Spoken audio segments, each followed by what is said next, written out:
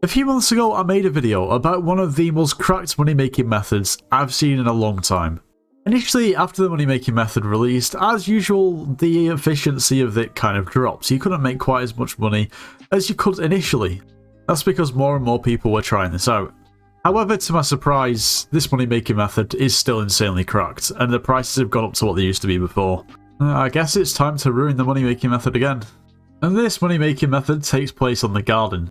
Now, first of all, what you need to do is get a Jerry Barnes skin. I'm joking, I'm joking, I'm just trying to flex my skin that I didn't pay for. And the money making method is based off visitor drops. If you have any knowledge on the garden whatsoever, you'll know that in order for a visitor to visit your island, you actually need to talk to them in person. So to get Dusk to visit your island, you'll need to go to Dusk in the hub, talk to him, and then he can then visit your island. If you don't talk to him or any of the other NPCs, they won't visit your island. Now, one of the best possible drops you can get from an NPC visiting your island is from the librarian. And the drop in specific is Dedication 4, selling for around about 102 million coins. Now, for this money making method to be efficient, you need to have no progress on the garden at all. Now, for most people, that's going to be an issue because most people have progressed on the garden, even if it only be a little bit. However, the problem is solved because when you're watching this video, it's almost time for bingo. So if you haven't progressed on your main profile where you actually want coins, then great, you can do this on your main profile. But if you have progressed in the garden, you need to wait until bingo. You might be wondering why. Well, all will become apparent. Let me explain the method. If you are planning on purchasing anything from the Hypixel store, make sure to use code NITROS. It gets yourself 5% off. Make sure you subscribe to the channel, become part of the 25%, there's no reason not to. Also, you should join the Discord server, it's linked in the description of every single video. On the profile that you choose to use, the idea is that you don't talk to any NPCs at all, other than the librarian. Now, of course, that is probably quite a big issue if you're on a normal profile. If it's on your main, the odds are you're probably speaking to NPCs all the time. That's why, realistically, it's probably best done on a bingo profile. You see, what this does is it limits the pool of visitors that can actually visit your island, meaning that you'll basically get unlimited librarians visiting your island when you fill the order or reject the order. And the idea is that you keep going until you get Dedication 4. Now, for most people, the reason why it's best to do this on bingo is, say for instance, if you just created another regular profile and you carried out this operation on there.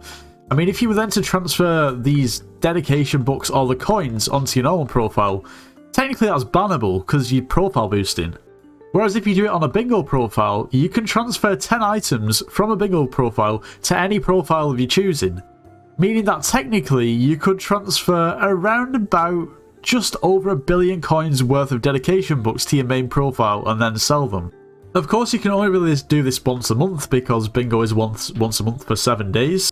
And like I said before, because there's a very, very small amount of visitors that can actually visit, the idea is that there's literally just constant librarians spawning. Eventually you're bound to get Dedication 4. Now, there is a bit of a plan to this. The librarian always requires sugarcane, so when you start off on this bingo profile, the best thing to do is completely focus on sugarcane and not really anything else, so you're able to fill the librarian's orders pretty much constantly. Now, it will seem a little bit odd and tedious at the start, considering it's almost the same as just starting off on an Iron Man profile and instantly hard focusing on garden. But after a couple of hours, you'll have it all up and running and in order. But it's just very important not to actually speak to any other NPCs because that will ruin the whole operation. Now, I will mention that basically the rate at which you actually drop Dedication 4 books is essentially RNG. It is completely down to luck.